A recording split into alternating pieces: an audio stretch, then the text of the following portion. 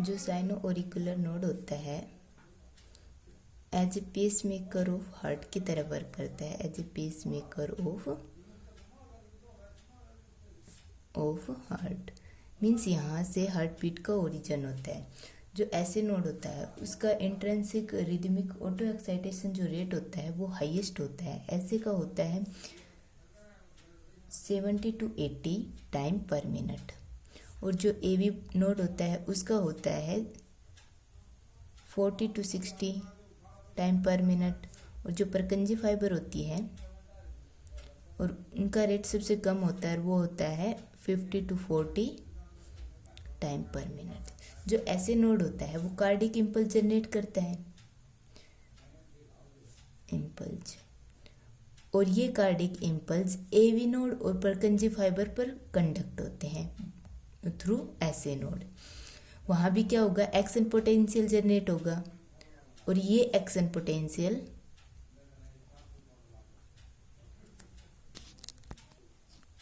Means ऐसे एवी और Purkinje fibre depolarise होंगे, डिपोलराइज। और डिपोलराइज की रिकवरी के लिए ये क्या करेंगे, ऐसे एवी और परकंजी फाइबर तीनों ही हाइपरपोलराइजेशन स्टेट में जाएंगे, हाइपरपोलराइजेशन। और जो ऐसे नोड होता है इसका रिकवरी पीरियड बहुत ही फास्ट होता है, रैपिड होता है। और ये बहुत ही जल्दी हाइपरपोलराइजेशन स्टेट से रेस्टिंग स्टेट में आ जाता है, मीन्स पोलराइज स्टेट में। और सेकेंड टाइम इसमें कार्डिक इम्पल्स जनरेट होती है। ये जो इसका रिकवरी टाइम होता है ये एवी और परकंजी फाइबर जिस टाइम पर डिपोलराइज स्टेट में ही नहीं जाते उससे पहले हो जाता है। इसलिए ऐसे नोड को क्या कहा जाता है, पेसमेकर। ऐसे node as a pacemaker of heart, maker of heart.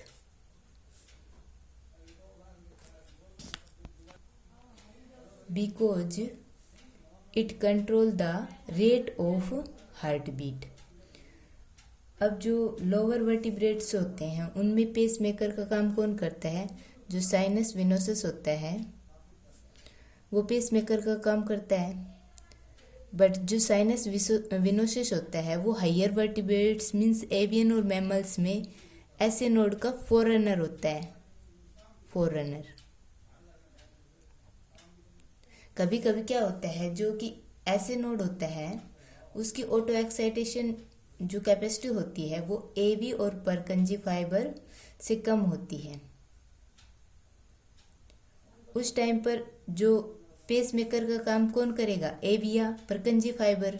और ऐसे node as a pacemaker work नहीं करेगा। इस कंडीशन को इक्टोपिक पेसमेकर कहा जाता है। Means pacemaker shift to other part other than SA node, it shift to AV node या परकंजी फाइबर। ओके। और इस शिफ्ट का मेन रीजन क्या होता है कि जो ऐसे नोड से जो इम्पल्स जनरेट हो रहे हैं उनके transmission to AV and Purkinje fibre is blockage, कि जो इनका ट्रांसमिशन होता है वहाँ पर ब्लॉकेज हो जाता है। इसलिए ऐसे नोड से पेसमेकर एवी या परकंजी फाइबर में शिफ्ट हो जाता है। और ये किसको लीड करेगा, delay pickup of heartbeat. और इस सिंड्रोम को क्या कहेंगे, Stoke Adam syndrome, Stokes Adams syndrome. Next हम पढ़ेंगे कार्डिक साइकिल। कार्डिक साइकिल क्या होता है, alternate contraction and relaxation of heart.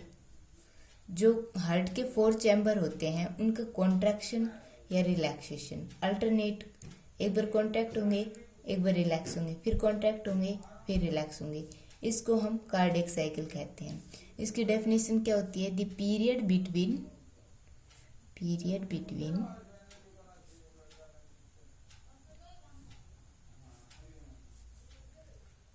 end of one cardiac cycle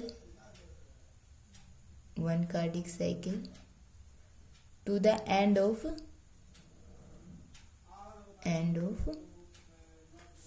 next cardiac cycle.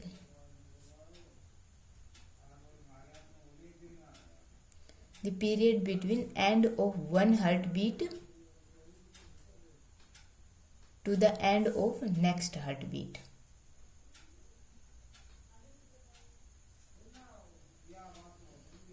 इसको हम कार्डियक साइकिल बोलते हैं। इसमें मेनली 3 प्रोसेस इन्वॉल्व होती हैं। सबसे पहले होती है आर्टेरियल सिस्टोल, सेकंड होती है वेंट्रिकल सिस्टोल और थर्ड होती है ज्वाइंट डायस्टोल। वेंट्रिकुलर सिस्टोल और थर्ड होती है ज्वाइंट डायस्टोल स्टोल। आर्टेरियल सिस्टोल में क्या होती है कि जो हमारे आर्टेरिया है वो कॉन्टैक्ट करते हैं और ये कॉन्टैक्ट किस पोजीशन से किस पोजीशन की तरफ करते हैं, anterior to posterior side, anterior to posterior side, anterior to posterior side.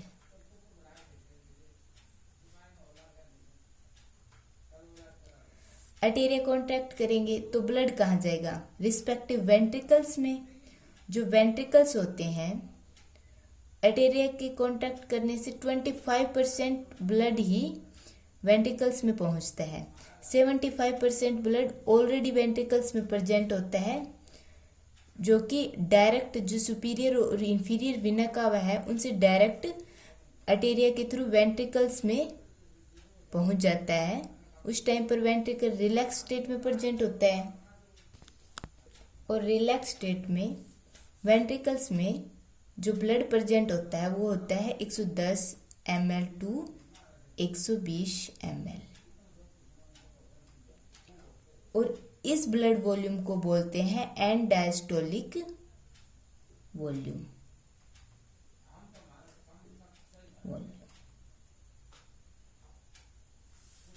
जो आर्टेरियल में सिस्टोल होता है उसके कारण 3 वेव का जनरेशन होता है, a wave, c wave and v wave. A wave atria के कांटेक्ट होने से जनरेट होती है और ये आर्टेरियल प्रेशर को इंक्रीज कर देती है। जो सी वेव होती है वह वेंट्रिकल्स के कॉन्ट्रैक्शन का स्टार्टिंग होती है। जो बिगिनिंग ऑफ वेंट्रिकुलर सिस्टोल से सी वेव का जनरेशन होता है और वी वेव का होता है जब वेंट्रिकुलर सिस्टोल का एंड होता है, उस टाइम पर वी वेव का जनरेशन होता है। आर्टेरियल सिस्टोल के लिए जो टाइम की रिक्वायरमेंट होती है वो होती है 0.1 सेकेंड और आर्टेरियल डायस्टोल के लिए जितनी टाइम की रिक्वायरमेंट होती है वो होती है 0.7 सेकेंड। आर्टेरियल सिस्टोल के बाद हमारा आता है second ventricular systole. Ventricular systole इसमें क्या होता है, मेनली वेंट्रिकल्स कॉन्ट्रैक्ट करते हैं और इस टाइम पर आर्टेरिया क्या करते हैं, रिलैक्स।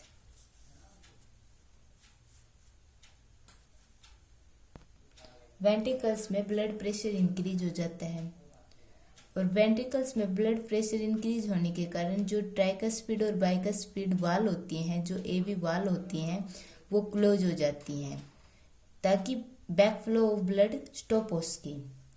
और क्लोजिंग जो एवी वाल जो क्लोज होती है तो एक साउंड प्रोड्यूस होती है और वो साउंड होती है लब और ये फर्स्ट साउंड ऑफ हार्ट होती है और ये ये लॉन्गर पीरियड होता है इनका और ये होती है 0.14 सेकेंड।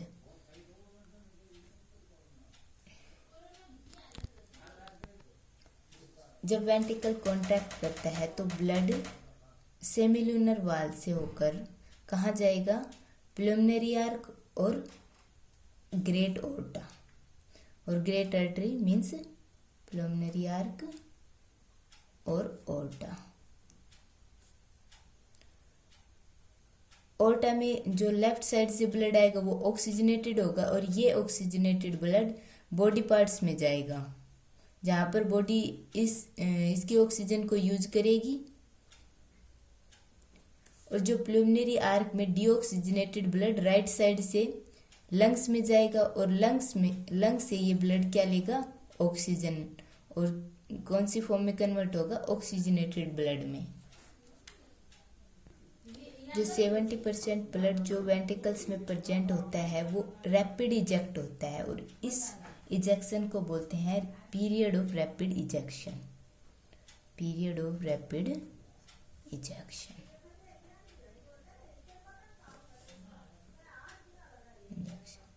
जो 30% ब्लड वेंट्रिकल्स में बच गया वो स्लोली इजेक्ट होता है और इसको बोलते हैं period of slow ejection.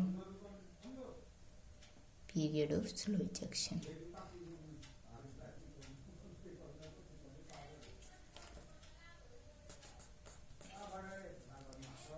Ventricles 70 ml blood को पंप आउट करता है, एक टाइम में 70 ml ब्लड को पंप आउट करता है और इसको बोलते हैं स्टॉक वॉल्यूम।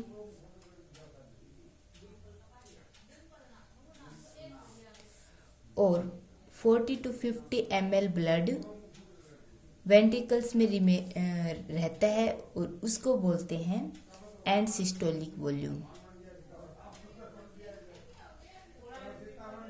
वेंट्रिकल्स के कॉन्ट्रैक्शन के बाद भी 40 to 50 ml ब्लड वेंट्रिकल्स में ही रहता है, इसको बोलते हैं एंड सिस्टोलिक वॉल्यूम। और वेंट्रिकल सिस्टोल के लिए 0.3 सेकंड का टाइम लेता है और वेंट्रिकल डायस्टोल का 0.5 सेकंड का टाइम लेता है।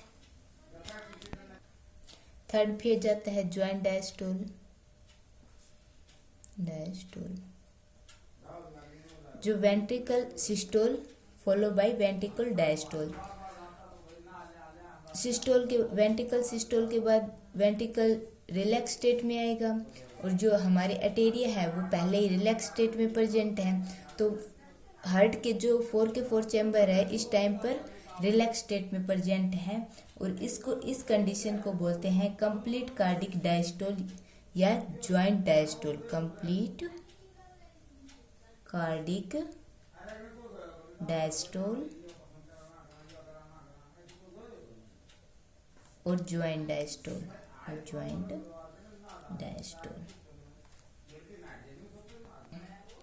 जब वेंट्रिकल रिलैक्स होगा तो जो इसमें ब्लड प्रेशर है वो डिक्रीज होगा तो जो सेमिलुनर वाल से जो ब्लड गया हमारी ओर्टी और प्लमिनरी वॉल में आर्क में, उस टाइम पर क्या होगा, जो हमारी सेमिलुनर वाल है वो क्लोज हो जाएंगी रैपिड और इनके क्लोज होने से सेकंड साउंड प्रोड्यूस होगी, उसको हार्ट की सेकंड साउंड कहते हैं और वो होती है डब। ये लब के कंपैरिजन में कम टाइम पीरियड लेती है, शॉर्ट टाइम पीरियड की होती है। ये ब्लड का बैकफ्लो को स्टॉप प्रिवेंट करने के लिए होता है और जो हमारी कंप्लीट डायस्टोलिक कंडीशन होती है जिसमें हार्ट पूरी तरह से रिलैक्स स्टेट में प्रेजेंट होता है, उस टाइम पर जो ब्लड होता है वो सुपीरियर और इंफीरियर वेना कावा से आर्टेरिया में एंटर करता है। इससे आर्टेरिया का प्रेशर इंक्रीज होता रहता है वेंट्रिकल्स के कंपैरिजन में और जो ओरिकोवेंट्रिकुलर वाल्व्स ओपन होती है उस टाइम पर और ब्लड फ्रॉम आर्टेरिया से ब्लड स्टार्ट करता है, वेंट्रिकल्स में एंटर करना स्टार्ट कर देता है और इससे जो वेंट्रिकुलर वॉल्यूम इंक्रीज हो जाती है और इस स्टेट को हम कहते हैं period of emptying of auricles. Of the auricles.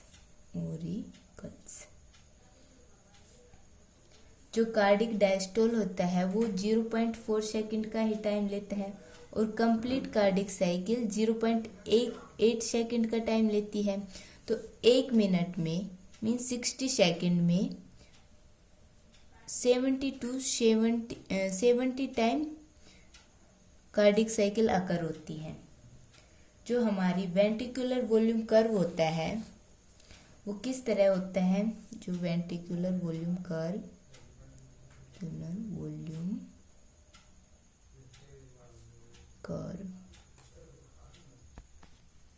यहाँ पे होता है बाइवेंट्रिकुलर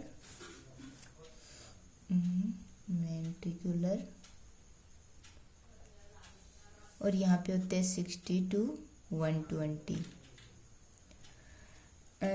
जब हमारा आर्टेरियल सिस्टोल होता है, मीन्स आर्टेरियल कांटेक्ट करता है, तो हमारा ब्लड वॉल्यूम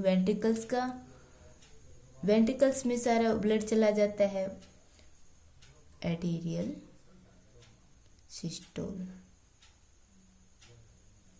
और सेकंड होता है जब हमारा वेंट्रिकुलर सिस्टोल करता है तो ब्लड का इजेक्शन होता है, और इजेक्शन होगा तो ब्लड की वॉल्यूम क्या होगी? डिक्रीज, और वो एक लोवेस्ट पॉइंट पर पहुंच जाता है।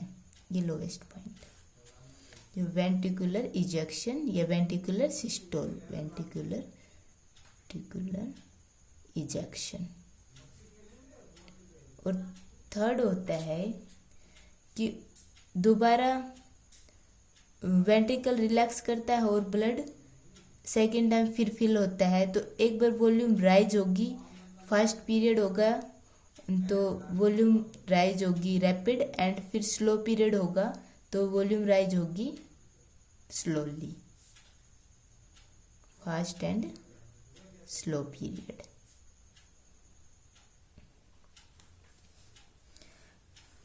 अब हमारी आती है हार्ट साउंड। हार्ट साउंड को हम स्टेथोस्कोप से सुन सकते हैं, हेयर बाय स्टेथोस्कोप।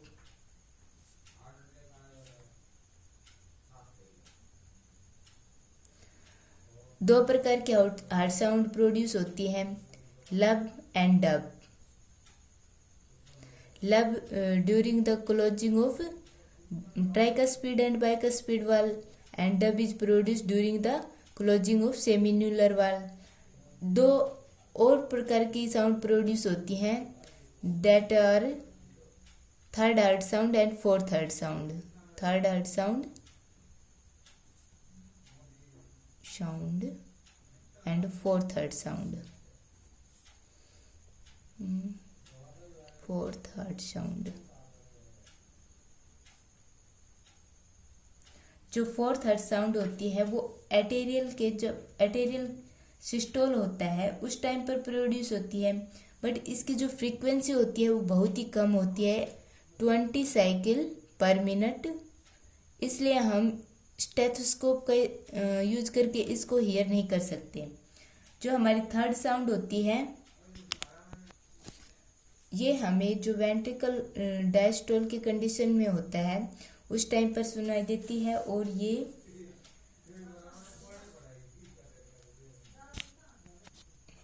जो ब्लड फ्लो होता है वेंट्रिकल्स में विद रूमिंग मोशन के साथ फ्लो होता है। और जैसे ही इसमें डिफेक्ट आता है तो जो हमारी जो बाइकस्पिड और ट्राइकस्पिड वाल होती है उसमें और सेमिलुनर वाल्स में इनका ब्लड का बैक फ्लो होने लगता है, वेंट्रिकल्स टू ओरिकल। और सेकंड होता है फ्रॉम प्लुमिनरी आर्क और ओर्टा से वेंट्रिकल्स में।